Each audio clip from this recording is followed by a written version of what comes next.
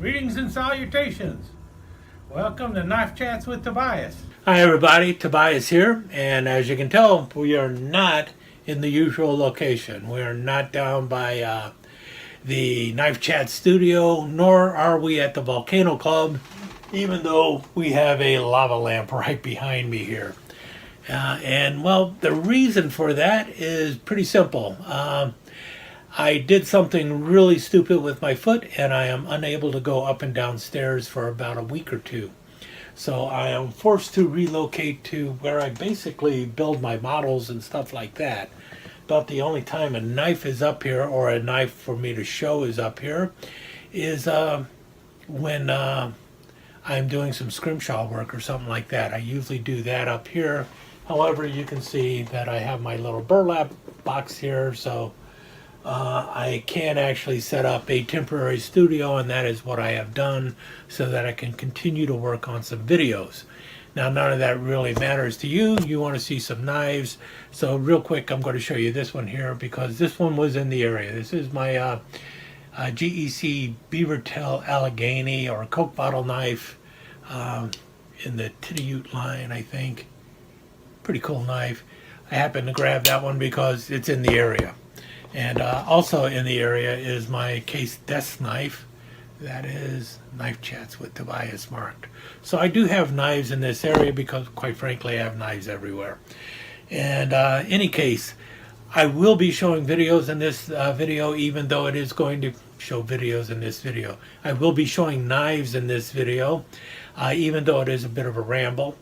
And what I'm planning on talking about are more knives that I got when I went to Smoky Mountain Knife Works.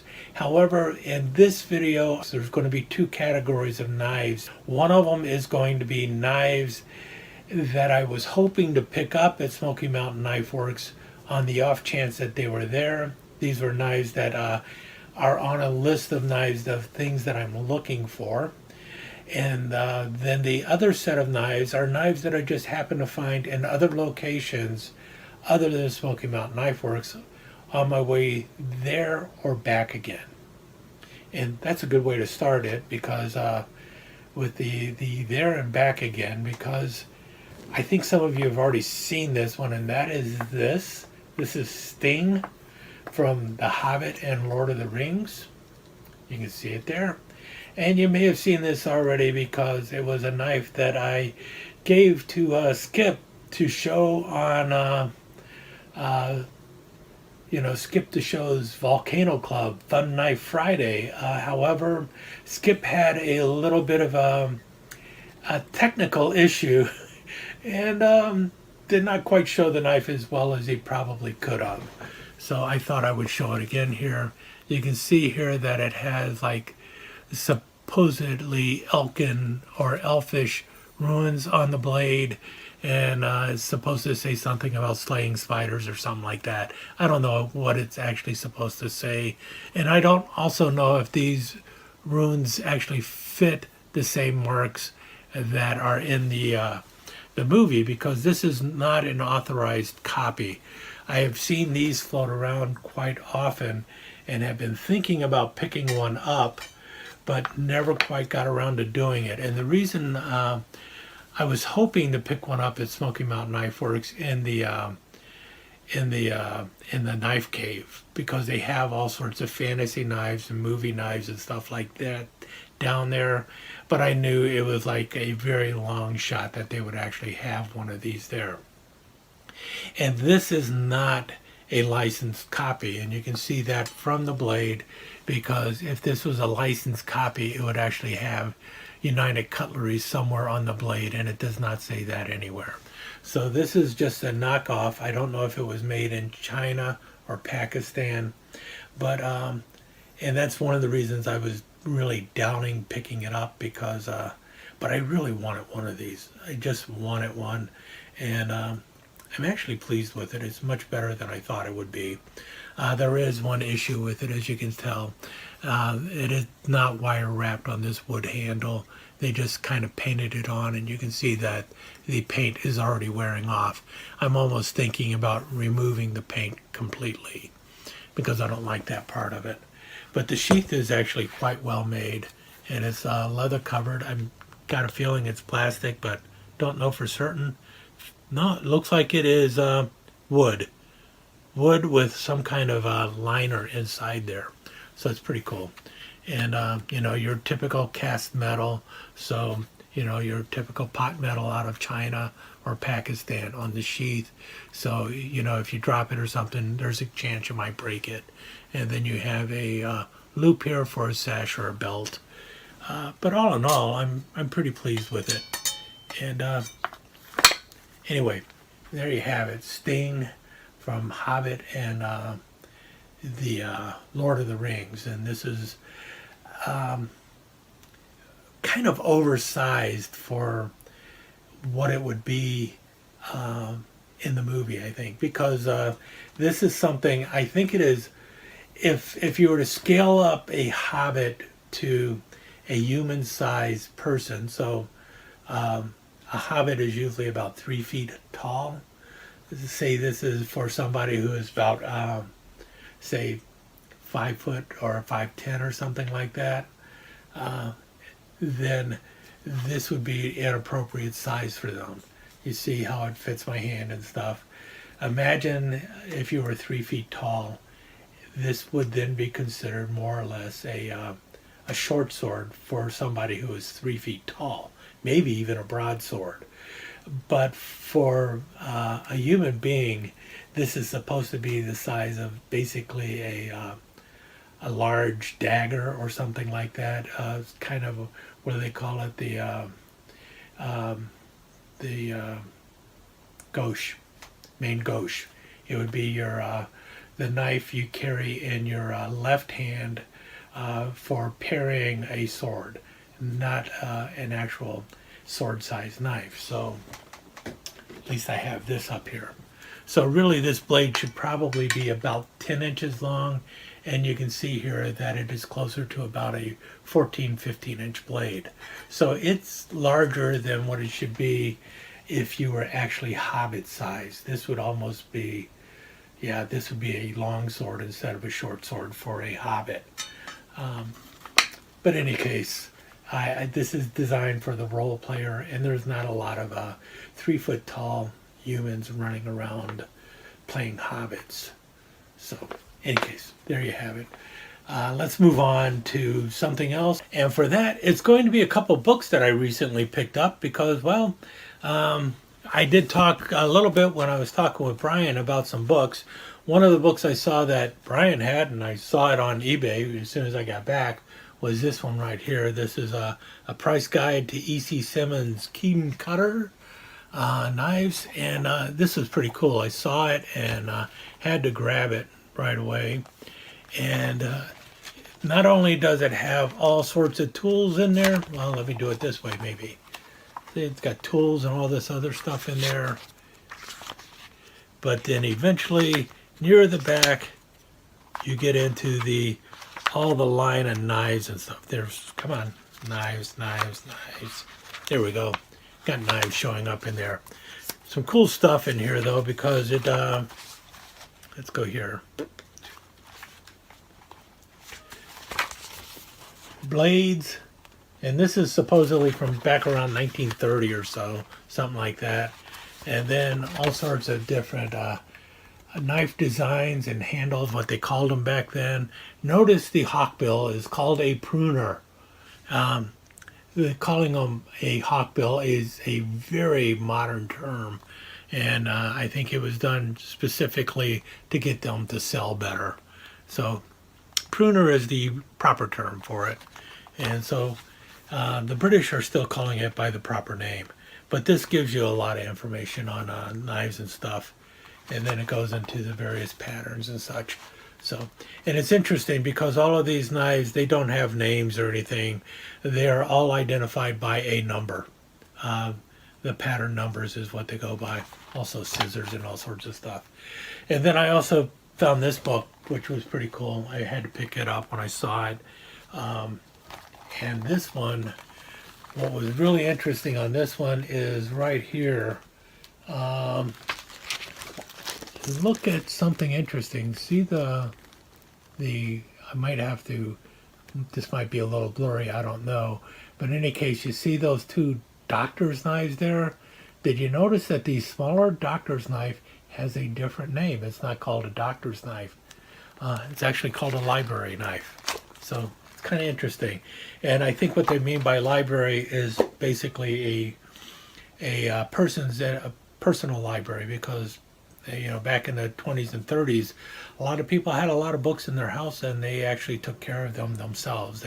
So this is not like the public library knives. This is actually the library, the individual's library, and a specific knife for repairing books in your private library. Kind of interesting. Also, I found this. U.S. bayonets, knives, and so on and so forth. This one is boring when you look at it. You open it up and go, there's no pictures, I want pictures. Well, this does not have pictures. What it has is pricing information on various knives. Obviously, that information is out of date by now, but considering the names involved here, it's a pretty good listing, because they're basically talking about the various knives that appeared in Cole's book on this. So it's really a cool little guide, even though it looks kind of boring. I don't think I have anything else to show you this way. We'll get over here to the temporary. Oh, one other thing. Should show you this. What do you think? Left or right-handed coffee mug. With the Knife Chats with Tobias logo. I'm actually thinking of changing this up a little bit, putting a knife on the bottom there, for the cat to stand on. But this would probably solve one of the biggest issues I have when it comes to giveaways and stuff. I can actually give away a mug to just about anyone. Unlike shirts, a mug fits just about everybody. And it's a useful little thing. You can use it for carrying your keeping your coins, change, or actually drinking coffee out of it. I don't know. Let me know if you're interested in that.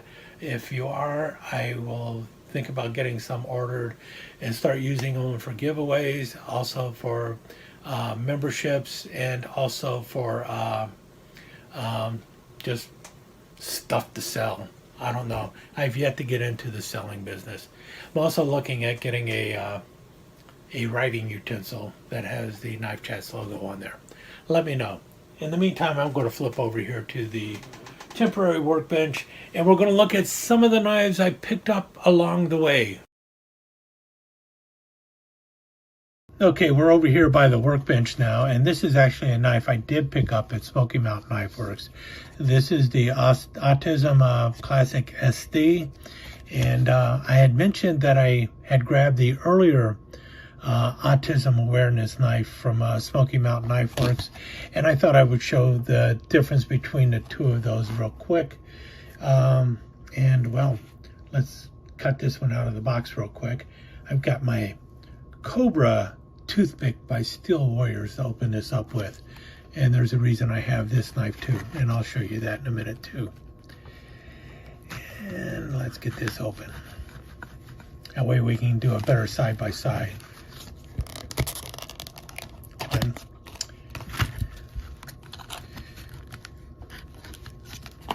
There we go. All right, so now here's the Autism Awareness, the new one, versus the older version of it. And I definitely like the new version better.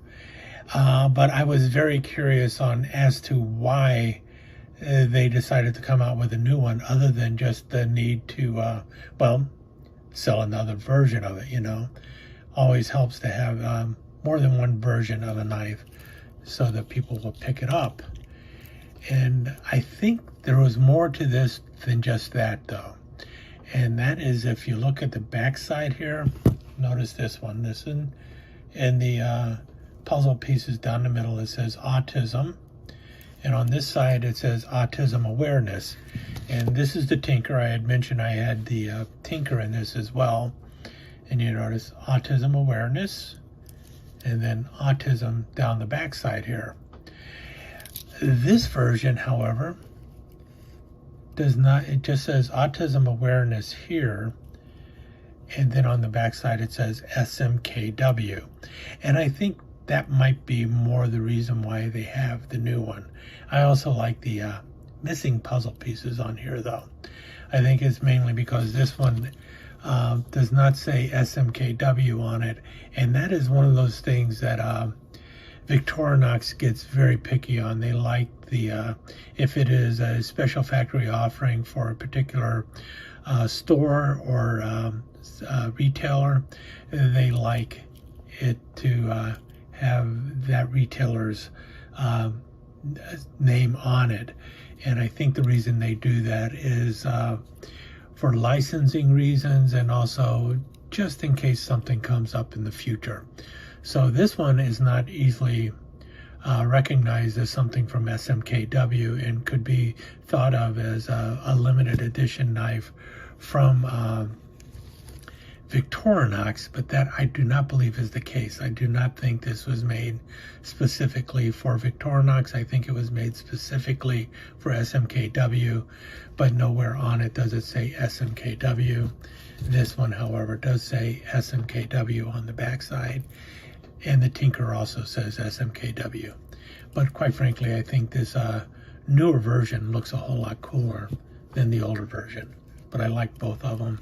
And I believe that in the case of both knives, the earlier version as well as the new version, I believe a certain amount of the proceeds goes to support autism awareness. It's one of those causes that Smoky Mountain Knife Works actually has in the past supported, and I believe they're still supporting it, and I think that's where part of the money for this knife goes to. In any case, let's move on to some other knives that I picked up, and these were not Smoky Mountain Knife Works knives. And I just showed this, the Cobra toothpick. Now this was one that I had for a while. This is the Steel Warrior Cobra toothpick. And if you can see there, it's got that really cool Cobra shield on there. And one of the things I like to do when I pick up a toothpick, if at all possible, I like to get the peanut that matches it. And I was hoping to pick up the Cobra peanut while I was at Smoky Mountain Knife Works. I knew that was also a long shot because I rarely see it. But right after I went down there, I did find it. It wasn't at SMKW, but I did find it, and I did manage to pick it up. So this is pretty cool. This is also a Cobra toothpick by Steel Warrior. And the cool thing of this is that underneath there is Cobra skin. So it is a Cobra skin toothpick and a Cobra skin peanut. And I wanted both of them, and now I have both of them. And like I said, these are by Steel Warrior. I have not even removed that infamous sticker that they put on the blade for their knives to show you the Rockwell test of 56 to 58 on the Rockwell test. Brand spanking new Steel Warrior that's been around for a long time, but finally managed to pick up the peanut to go with the toothpick. So let's move on to other things that I picked up, and these will be cooler. So at least I hope they'll be cooler. Well, let me show you one of them, and then I'm going to talk about something that I did not pick up, but I think is worth knowing about, and then we'll go back to the other knife that I picked up. Now, I found these next knives at the Dog Patch Trading Post in London, Kentucky. And, well, it was a place that was on my way to the Great Smoky Mountains. Yeah, I'm sorry, this is a bit of a ramble, and it's going to be a bit of a ramble, so either shoot ahead until you see a knife or listen to me yap. The thing is the Great Smoky Mountain National Park is the most visited national park in the nation. And part of the reason is because of the mountains that are down there, and the fact that you have Pigeon Forge and Gatlinburg. Gatlinburg has all sorts of shows. Pigeon Forge has some really great places to eat. It also has, you know, Dollywood and all that other stuff. So you've got a major attraction in Dollywood, which is, you know, a world-class amusement park that rivals Disney World, but probably for less money. you have numerous shows, and then there's plenty of stores and stuff to shop and everything else. Admittedly, it is a tourist trap because, well, come on, it's a tourist destination, so it's going to be a bit of a tourist trap. But the thing is, it is so well located that basically, if you are east of the Mississippi River, it is a great place to go to. It's easy to reach. It's easy to reach from New York. You can get there from New York just as easy as you can get there from Florida. It's a little bit harder for folks on the West Coast to get there, but it is a destination that they should probably try and make at least once or twice in their lifetime. And it's also one of those great places, if you're coming from Europe or someplace, it's not the place that you would think it would be, and it's not nearly as backwards as you think it would be or anything else. It's just a good, fun place to be. And if you're a knife nut, the fact that Smoky Mountain Knife Works is there is a great reason for you to say, hey, family, there's a lot of cool things to do down in the Great Smoky Mountain National Park. And you can find other things for your family to do. And then you can also come visit Smoky Mountain Knife Works. And the place is a virtual museum of knives on the wall. So it's just a great place. It's just a fun place to be. The store itself and just the Smoky Mountains is just a wonderful place to be at. But for me, also going down there is a bit of the fun. I really do like to drive places. I like to get on the road and drive.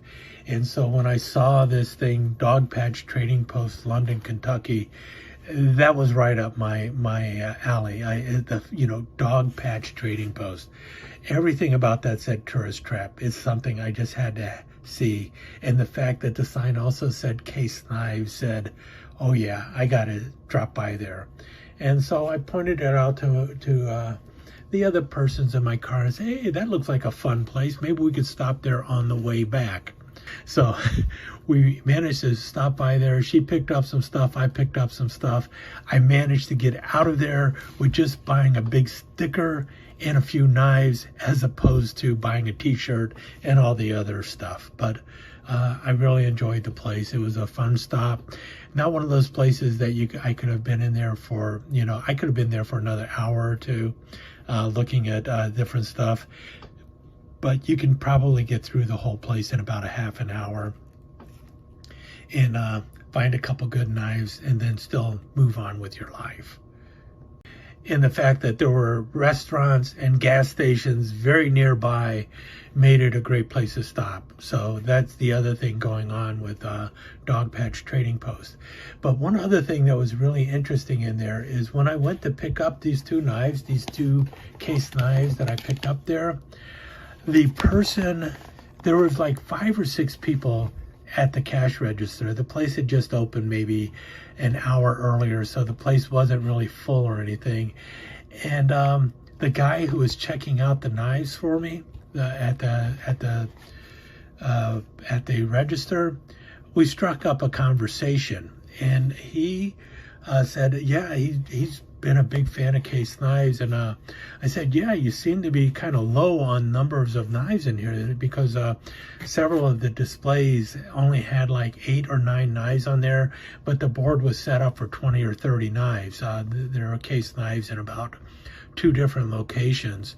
And he said, yeah, they've been really having issues getting knives in, that there has just been really a disruption in the supply chain. So that is something that is happening all over the place. And so places like Shepherd Hills and Red Hill Cutlery, some of the online stores are getting more product than some of the little places like Dog Patch, which is kind of upsetting to me. I think Case needs to do a better job of taking care of the little stores as well, because like my local hardware store that also carries Case Knives, they've been really low on Case Knives as well. But anyway, the more important thing about this is that the guy who was checking me out at the register, he was probably about the same age that I'm in, maybe a little younger than I was, but he was talking about Case Knives and how much he liked them and everything. And then he said, this is the knife I'm carrying now.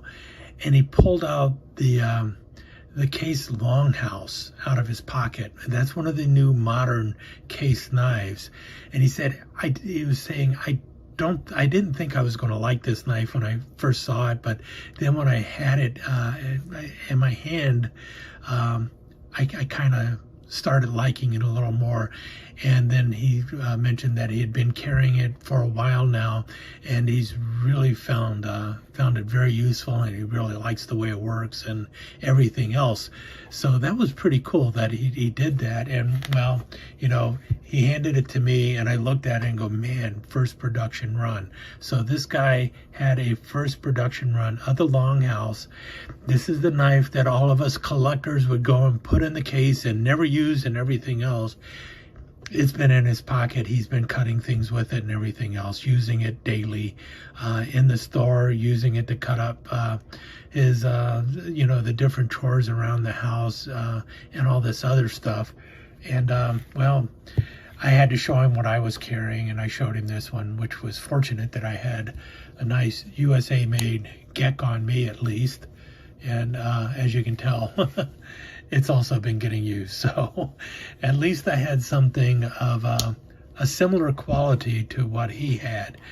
But I tell you what, when I had that Case Longhouse in my hand and felt it and saw how smooth it worked in the lineup and the micarta on it and everything else, I started getting second thoughts about the Case modern folders, and I might just have to pick up a Longhouse myself.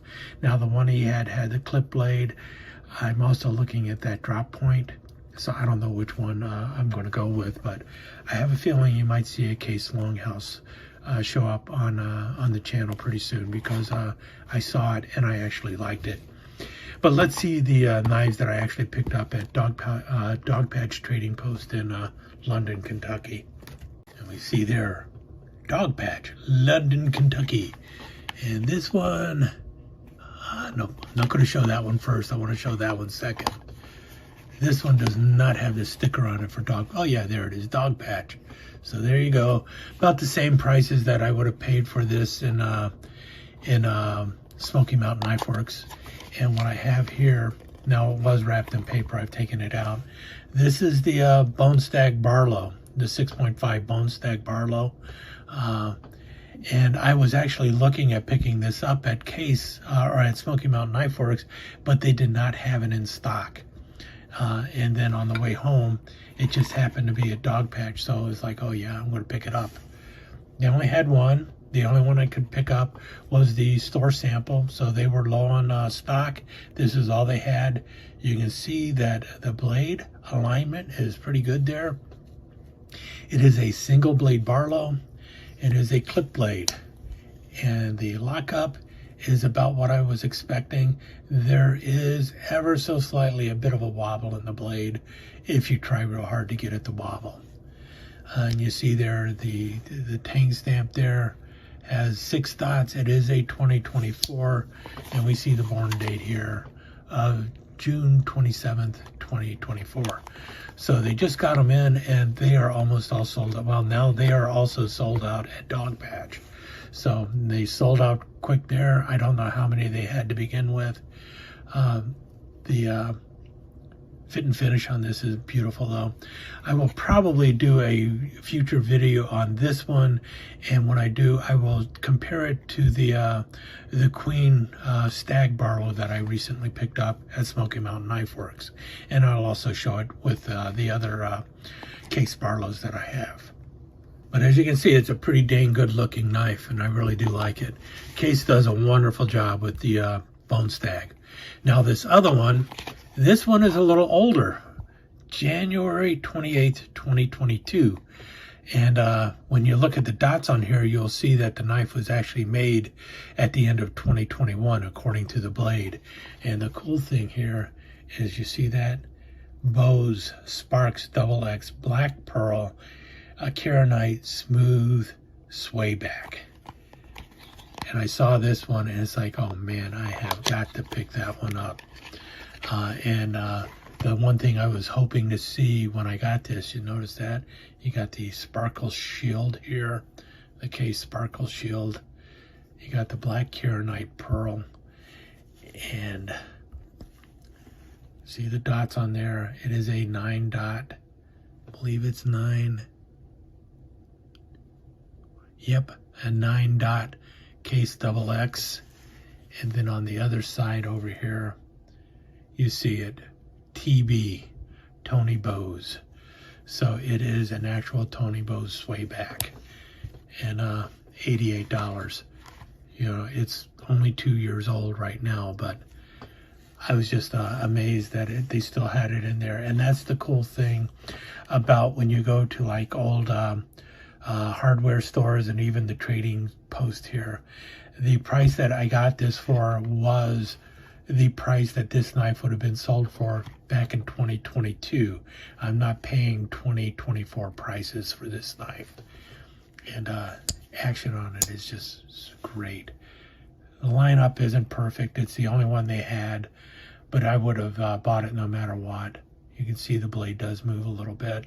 So I can center it. I can push it over to the center if I want to. But when it's all the way open, there's no movement. The blade is tight. And it's, you know, your Tony Bose sway back with that beautiful Warncliffe blade going on. This is my second sway back. And I'm really just pleased as punch to have this. It was just a really cool knife. And, you know, not something I was expecting to find. I was not expecting to see it. But I went into the place and there it was, you know. I saw it and it's like, okay, I'm getting that knife. The real question at that point was, do I just get the Tony Bose or do I grab the Bone Stag Barlow too? You know, do I really, because it was like, I really wasn't planning on dumping $160 in this store. I really wasn't planning on it. But at that point, it's like, oh man. It's like, nope, I've got to just get them both. And that's what I did. I went ahead and picked them up both. And so now I know where I'm going to be stopping for lunch, gas, and a secondary place to shop for knives when I'm going down to the Smoky Mountains and the Smoky Mountain Knife Works. I'm going to stop at Dog Patch Trading Post. Now, if I can just convince my wife that we need to stop off at Red Hill Cutlery there in Richmond, Kentucky, too. That's going to be a harder sell because that's a little bit off the beaten path for our usual route going to and from the Smokies. Anyway, a couple other places I stopped and a couple other knives I picked up. Yeah, it's a long video, but hey, it should be fun. Let me clear the field here and then we'll get started. And the other place I went to is Buc-ee's. Now, there's a Buc-ee's right there in Sevierville, Tennessee. It's right off of the expressway. So anyone can visit Buc-ee's if they're going to the Smoky Mountains or if they're going to Smoky Mountain Knife Works. You're going to be able to go to Buc-ee's. But I don't stop at the one there because I really don't care that much for it, even though it is currently the largest Buc-ee's in the nation. I'm not really a big fan of Buc-ee's. I did pick up a drink coaster because I collect drink coasters. So I've got a Buc-ee's drink coaster for Kentucky. Live, love, fudge. It's all about the brisket. One of these days I'm going to have to get a brisket sandwich from Buc-ee's. But there's no place to sit and eat at Buc-ee's. It's truly just a gas station with really clean bathrooms and lots of bathrooms, and then the rest of it is basically a tourist trap. But what I do like there is the cotton candy mints, so I bought a bunch of cotton candy mints, so I will have a few of those until my next time I go by a Buc-ee's, which is probably about another year from now. I do not have a year's worth of Buc-ee's cotton candy mints. I might have to hit up somebody who lives in Texas, who lives near Buc-ee's, and see if I can do some swapping with them, and so I can get my fill of cotton candy mints. I did, as you notice, I picked up a bag of the Buc-ee nuggets, but they're basically glorified corn pops, so let's just face it. But really, the thing you need to know as a knife person is Buc-ee's also carries knives, and they carry some relatively decent knives. They're not your typical gas station knives, which is a big plus.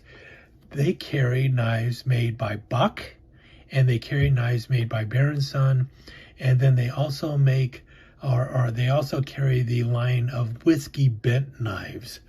Now, Whiskey Bent is a company in Texas, I believe, and the knives are actually made in China, but they're kind of cool looking knives. I've seen them for sale online, so you can get them in other places other than Buc-ee's.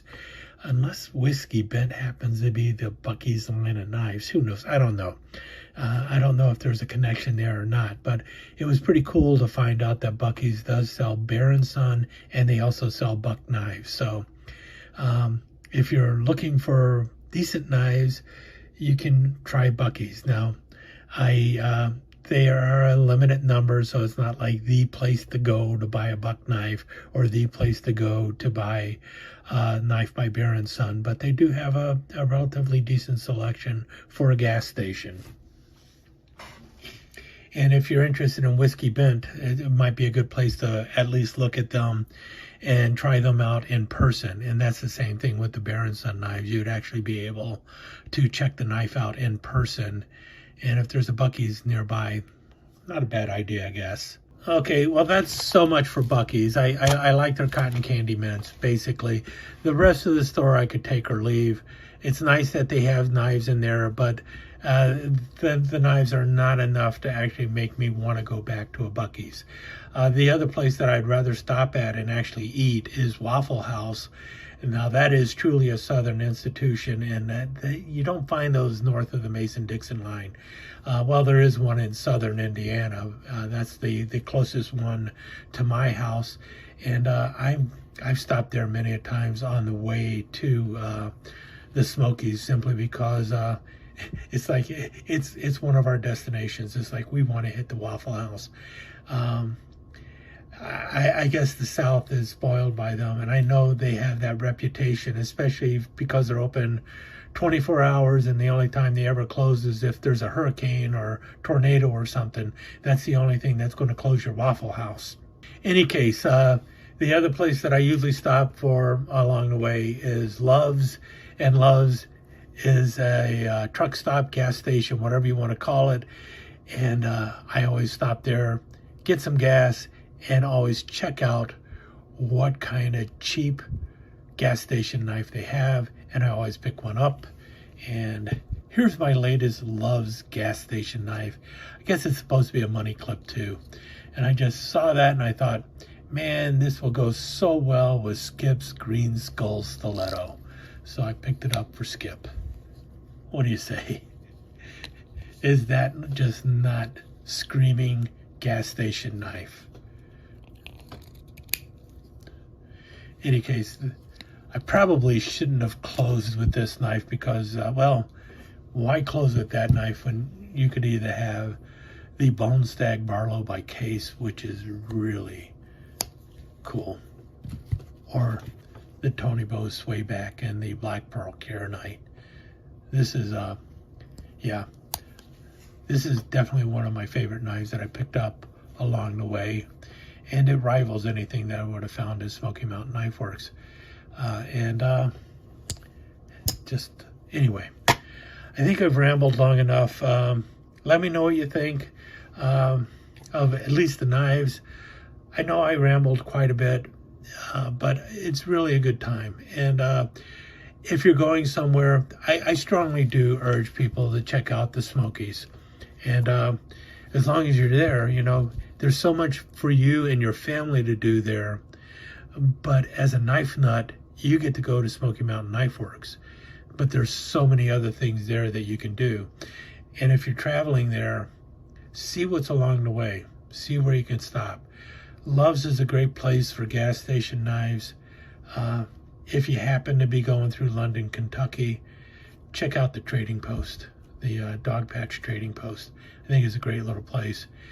But also just check to see any other place that might have knives along the way as you're going to your destination. Because really, part of the fun of a trip is finding really cool spots to stop along the way.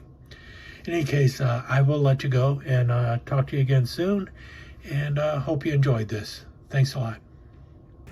Let me take just a second to thank you once again for dropping by and spending a few minutes here at Knife Chats with Tobias. I really do appreciate it, and I do appreciate any comments that you leave. So please remember to give me that thumbs up, and also don't forget to subscribe and ring that notification bell so you'll know when the next episode is up and running. Thanks again for dropping by. Really do appreciate your time here.